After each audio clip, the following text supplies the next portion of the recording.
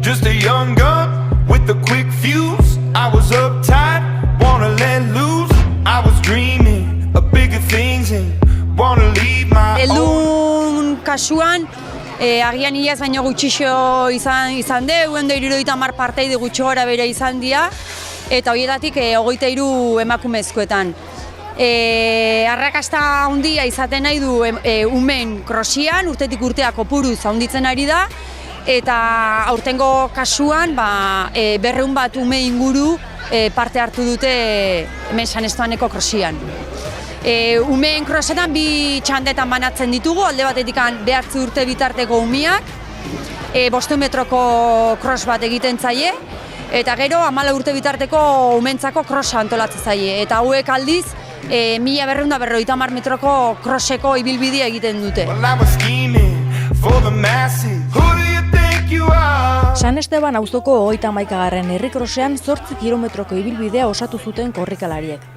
Azken urteetan bezala, aurtengoan ere ibilbide laua jarri zuten antolatzaileek parte hartu nahi zuen ororentzat erraztasuna ematearren.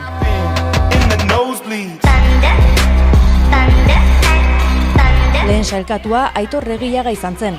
26 minutu eta 41 segundutan osatu baitzuen ibilbidea.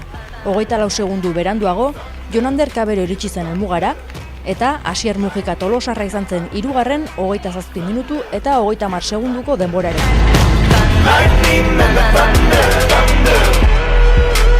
Emakumei dagokienez, Oiana Ortiz Tolosarra izan zen azkarrena, 32 minutu eta 11 segundurekin. Bigarren, Laiane Arrospide izan zen, 33 minutu eta 22 segundurekin. Eta 3. Itziar Ibarbi izan zen, 34 minutu eta 13 segunduko denborarekin.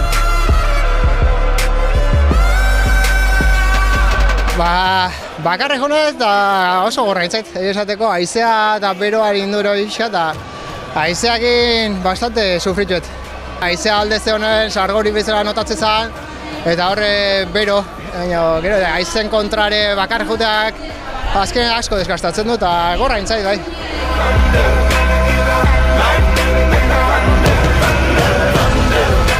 Lasterketa honetan beti azkaratatze gea eta oso azkaratea gea, baina gero pixkat nire ritmo hartzen da guztua. Bero aitezun eta haize pixkat, baina ondo. Tolosakoa izanik politia da lasterketa hau. Ja 3-4 aldiz indet eta lehen urten pixkat hobeto xo egin, baina alda nahi deu eta gustora, bai. Ez da igual beste proba batzuetarako entrenamendu gisa hartzen duzun, edo nola? Aurten nabil burugabe, iganden 3 playa zingo dut eta hurrengon 15-koa, baina igual pixka lasaiago hartuko, ze bestela, baina ondo.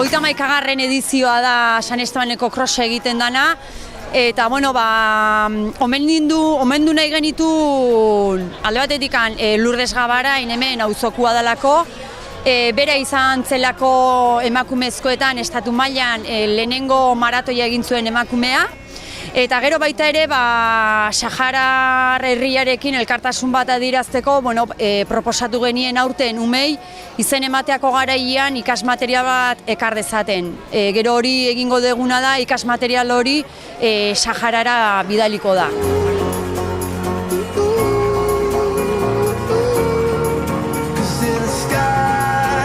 In the sky